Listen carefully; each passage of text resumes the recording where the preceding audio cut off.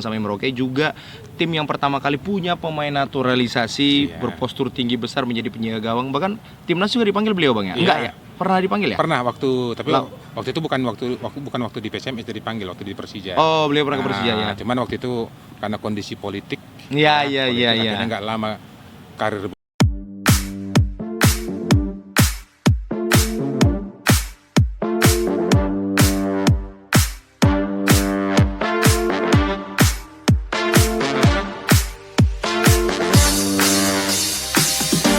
Oke, dengan Skambal 2 TV kita masuk ke termin ke-2 bersama dengan dosen aku dulu, Bang Indra Rakuti, yang ternyata punya banyak nih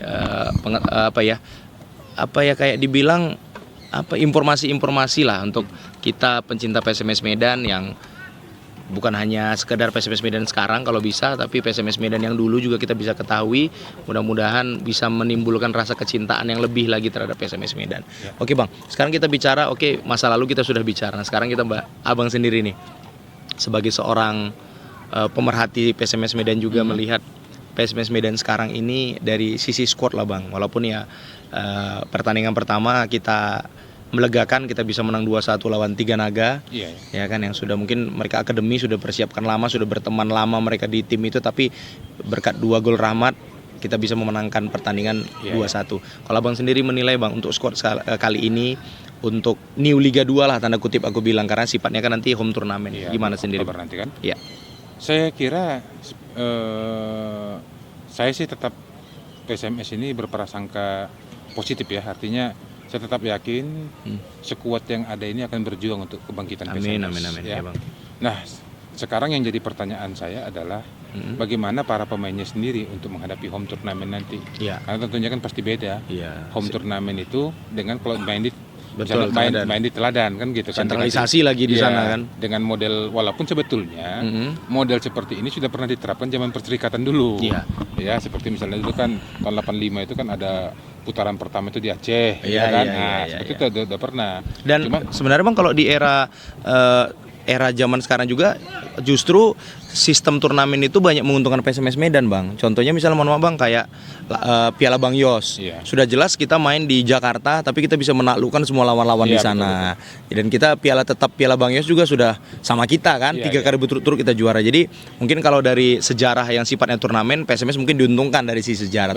Terus gimana Bang? Ya sekarang persoalannya kan kembali bagaimana pemain ini kesiapan mentalnya di sebuah turnamen. Iya Bang. Ya, jadi contoh misalnya kemarin seperti Piala Presiden Cup itu kemarin yang kita baru-baru ke Liga 1. Piala Presiden kan? Kemerdekaan. Bukan, itu kan Piala Kemerdekaan 2015. Yang kita juara. Yang 2018 yang kita kalah sama Persija 4-0. Ya Piala Presiden kan? Piala Presiden kan yang di Solo. Nah, di situ kan terlihat. Jadi kalau misalnya satu hal yang saya lihat ya, kok ada yang hilang saya lihat terutama waktu lawan Persija. Apa itu Bang? Waktu itu. Kita bicara Piala Presiden kemarin ya. Piala Presiden kemarin maksudnya karena kan jaraknya kan nggak terlalu jauh dengan ini. Iya. Saya lihat kok fighting spirit PSMS hilang di situ. Di momen-momen yang krusial. Siap. Ya, momen-momen yang krusial. Nah, jadi saya harap juga nanti mudah-mudahan di home turnamen nanti ini fighting spirit itu nggak hilang. Itu karena yang Abang harapkan ya. Ciri khas PSMS itu adalah bermain dengan fanatis, ya, fight, ya, dan ngotot. Siap. Itu sebetulnya ciri khas PSMS itu. Jadi mungkin ada yang banyak berkata mungkin saat ini hilangnya fighting spirit itu karena di squad sekarang ini anak Medannya bisa dihitung dengan jari. Sebetulnya kalau menurut saya ya memang di era profesional ini sah-sah aja ya. Banyak pemain. Cuman saya berharap sama seperti yang dulu pernah saya sampaikan.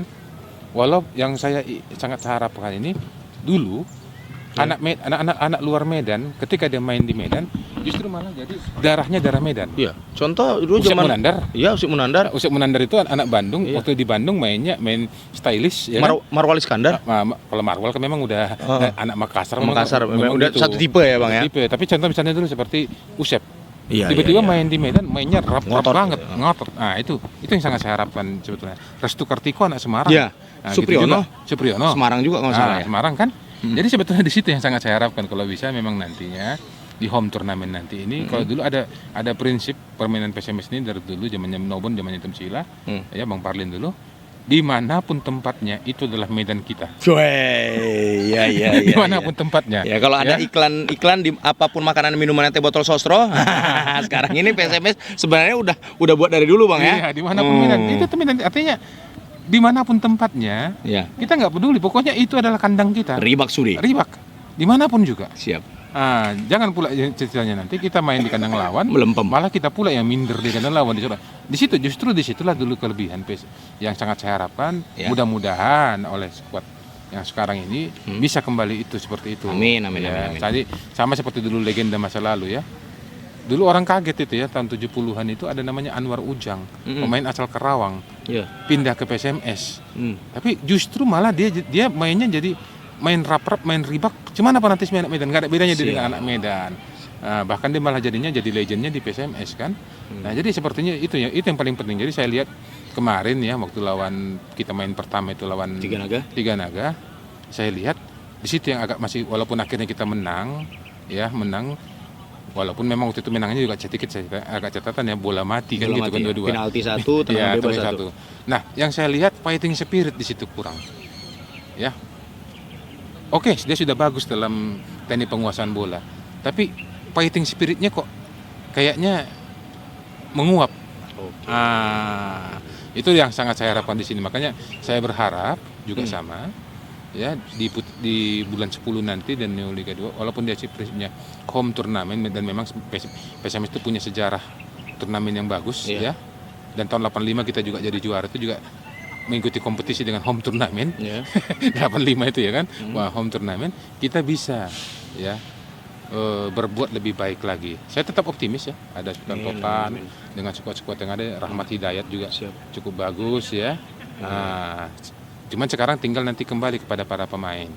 Ya, teknik yang tinggi, skill yang mantap akan sia-sia kalau menjelang pertandingan kita malah gemetar dengan Oke lah bang. Jadi itu mungkin harapan kita sebagai pencinta PSMS Medan juga, dan abang juga bisa aku bilang punya punya informasi yang bisa banyak untuk dibagi. Nah sekarang bang mau nanya nih sama abang, kita punya 4 posisi lah bang. Kalau abang sendiri sebagai seorang pemerhati PSMS Medan dari zaman dulu sampai dengan sekarang dengan komplitnya data-data abang, aku mau nanya bang, kalau untuk kiper favorit abang sendiri siapa sih bang? Kalau saya, favorit saya itu dalam sejarah PSMS kiper itu ada 3. Siapa tuh bang? Ya ada 3. Roni Paslah, baru kemudian Taufik Lubis, abangnya Ansari Lubis ya. Ponirin. Dan informasinya Ponirin Meka yang menahan penalti lawan Persib. Oke. Persib. Kalau Roni Paslah kan menahan penalti Pele. Taufik Lubis kiper yang membuat Ajax mati kutu tahun 75. Siap. Taufik Lubis kan, itu. Oke. Kita tadi abang sampaikan karena saking banyak yang sejarah bang ya, sehingga sulit menentukan hingga dipilih 3 bang ya untuk penjaga gawang. Kalau untuk back sendiri siapa bang kesayangan abang sendiri? Kalau back ya PSMS mana caranya, back tengah atau back sayap? Kita bicara back lah semua bang. kan beda, kalau back sayap kan ikutnya. Kalau dia kalau untuk dia back tengah ya, karena back tengah itu saya mengagumi Anwar Ujang dengan Marzuki Nyamat. 83 itu kita jadi juara.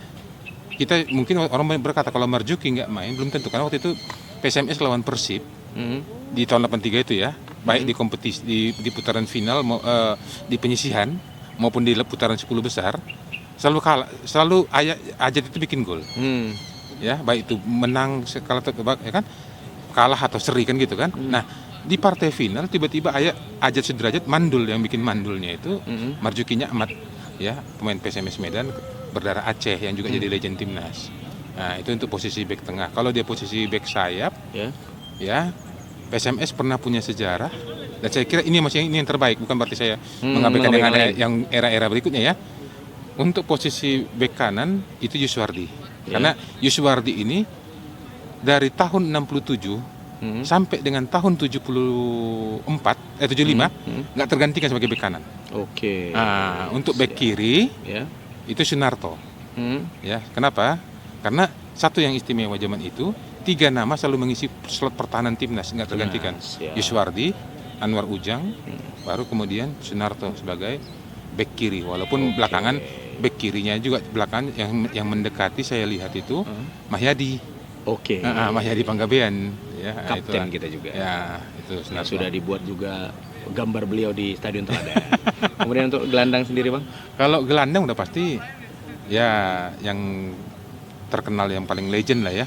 Kalau bagi saya pertama Ramlan Yatim. Ramlan Yatim. Ya, kita tahu reputasi beliau ikut Olimpiade ya. Baru kemudian Nobon. Oke. Bang Nobon ya. Kalau di Indonesia beliau tuh pernah dapat julukan sebagai gelandang angkut air pertama Indonesia. Wah. Itu yang ngomong itu waktu itu adalah yang ngomong pelatihnya Uruguay. Ya, karena tahun 74 kan timnas lawan Uruguay. Iya. Nah, yang jadi bintang itu Bang Nobon kan gitu. Tipikalnya adalah tipikal gelandang angkut air itu kayak modelnya Van Bommel, Gattuso, bukan N'Golo Kante ya kan, memang tipikalnya itu, dan sampai sekarang kayaknya belum ada yang seperti dia. Di PSMS Medan ini. Kayak mendekati mungkin Marwal Iskandar. Iya, di mana-mana ada kemarin ya kan. Marwal Iskandar. Baru kemudian mungkin untuk yang gelandang itu mungkin juga ya Zulkarnain Pasari, kalau Bang Sunardi B ya. Sunardi B kapten PSMS juara 83 dan juara 85 ya, winger kanan, dan kalau dia wing kiri ya. Kalau dia untuk yang wing kanan saya memilih Bang Parlin. Oke. Bang Parlin sebagai gelandang gelandang sayap ya, gelandang sayap yang memang mumpuni gitu. Kalau untuk Atta Kante kita Bang. Atta Kante Striker kita siapa? Kita cukup banyak sebetulnya cukup banyak. Tapi kalau saya melihat dari karakter-karakter yang ada, ya, saya rasanya memilih 2 nama. Siapa tuh Bang? Ya, 2 nama. Ramli Yatim dan muridnya. Siapa tuh Bang? Yang mewarisi kemampuan dia. Ya, dalam sundulan, Tumsila. Tumsila, karena yang melatih Tumsila itu Bang Parlin. Kita kan tahu juga teknik sundulan Tumsila itu maut kan gitu kan. Ramli Yatim juga kayak gitu. Ramli Yatim. Jadi sebelum ada zaman Oliver Bierhoff kita sudah punya. Iya, 2. Ya, 2 orang yang jauh heading. Ramli Yatim dengan Tumsila. Siap. Iya kan? Oke. Jadi kalau buat kawan-kawan milenial bingung, nanti aku coba akan minta ke beliau foto-foto dari yang disampaikan tadi. Jadi kita dan mungkin nanti aku terangkan juga tahun berapa sih mainnya gitu. Jadi mungkin bisa jadi referensi buat kita semua, dan mungkin bisa mungkin kalau di Google juga berat dicari ya Bang ya. Mungkin Abang ini juga hasil dari clipping zaman dulu Bang. Clipping zaman dulu, dan juga sharing dengan beberapa, saya kan bergabung di grup Zona Memori Klasik. Jadi kita sering tukar-tukar informasi dan foto-foto ya. Jadi itu. Jadi misalnya contoh, saya sangat sampai saat ini saya sangat kagum ya dengan yang terakhir itu kapten legendaris kita ya, Sunardi B itu ya. Bang Sunardi B ya, sosok kapten yang juga legend ya.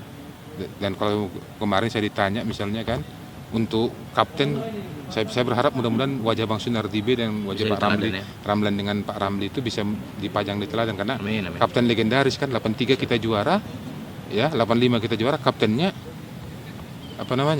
kaptennya Bang Sunardi B. Walaupun banyak orang bertanya sama saya, Sunardi B itu abang adik atau kembar? Padahal mereka tuh 2 orang yang berbeda, cuman nama sama. Sunardi A, Sunardi B, ya kan? Jadi itu dengan Skambal 2 TV. Jadi kalau bisa buat Genta, jangan terhenti lagi. Jadi kan sudah ada Bang Legimin dan Bang Mayadi Panggabean. Kalau bisa 2 tadi yang disampaikan oleh beliau, mungkin bisa untuk menghiasi Stadion Teladan. Jadi memang membuat ada makna historis, dan mungkin membuat orang lebih sangar lagi nih kandangnya kita Stadion Teladan. Dan satu yang kita kagum dari PSMS ini, betul Bang. Sebelum kita berbicara tentang pluralisme, PSMS ini adalah tim yang paling plural. Siap. Maksudnya karena bintang-bintangnya itu tidak didominasi oleh satu suku bangsa. Ya, jadi agak mirip lah dengan tim PSMS kita sekarang ya. Ada Papua, ada Cina. Nah, contoh misalnya kalau beberapa tim lain kan dominasinya kan satu suku bangsa. Makanya PSMS sekarang Bang memang Sabang sampai Merauke Bang. Dari Aceh ada Ikhwani kan. Kalau dari duo Papua juga ada gitu kan. Anis dengan Anies Finkru. Bahkan orang nggak tahu juga pemain naturalisasi pertama itu pernah dari PSMS. Oh, yang kiper Belanda ya Bang? Arnold van der Veen. Iya, Arnold van der Veen. Arnold van der Veen kan itu kan naturalisasi pertama Indonesia. Malah kita salut nengok dia itu.